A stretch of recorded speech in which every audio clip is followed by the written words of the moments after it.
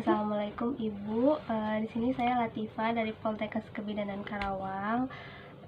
Kemarin kan sudah mendata ya Bu. Selanjutnya dilakukan asuhan keluarga. Nah di sini Ibu bayinya ASI eksklusif atau enggak, atau ASI aja atau dicampur Bu? Saya campur. Soalnya kan saya kerja, jadi Iya. ya terpaksa dicampur. Oke, susu formula ya Bu. Ya. Nah di sini Ibu tahu nggak sih ASI eksklusif itu apa dan untuk apa? Enggak. Nggak tahu ya ibunya. Nah jadi di sini saya jelasin dulu ya Bu. ASI eksklusif itu jadi ibu memberikan ASI selama 6 bulan tanpa makanan tambahan.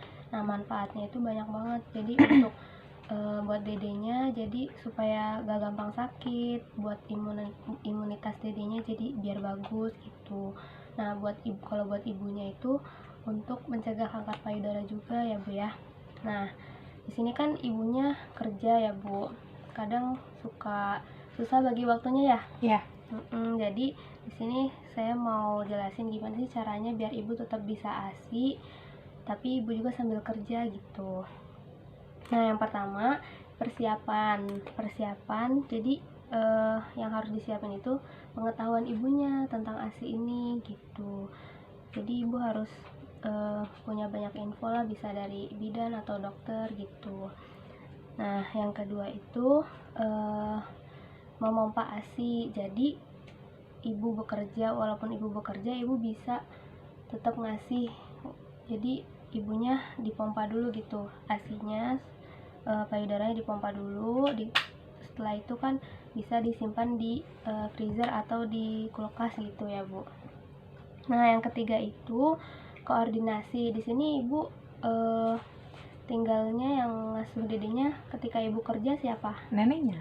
Oh neneknya. Nah bisa tuh ibu kasih tahu ke neneknya, jadi dikasihnya ASI eksklusif aja yang ibu udah pernah gitu. Ya.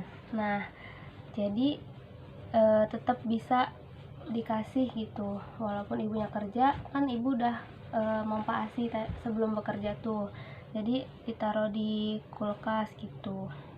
Nah selanjutnya jadwal pemberiannya. Jadi idealnya itu 2-3 jam sekali di pompanya gitu. Jadi semakin sering ibu mompa, jadi semakin banyak keluarnya ASINya gitu, semakin bagus. Nah yang terakhir ini ada komitmen. Jadi ibu ini harus komitmen gitu, saya ingin ASI eksklusif gitu, jadi yang terbaik lah buat dedenya gitu ya Bu ya.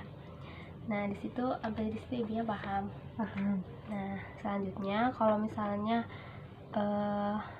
anak ibu udah lebih dari 6 bulan nih, jadi ASI eksklusif itu kan tanpa makanan tambahan. Jadi kalau misalnya sebelum 6 bulan itu nggak boleh dikasih makanan gitu selain ASI, karena pencernaannya ini belum bisa nerima selain ASI gitu ya Bu. Nah kalau misalnya makanan tambahan nih umur 6-9 bulan, nah ibu bisa kasih makanan yang kayak bubur atau pisang gitu yang lembut lah, sedikit demi sedikit dulu, bertahap. Misalnya kalau pakai ukuran pakai mangkok kecil gitu kan, 100 atau 125 ml. Nah kalau udah umur 9-12 bulan itu bisa ditambah lagi porsinya, misalnya 250 ml atau 1 mangkok sedang gitu.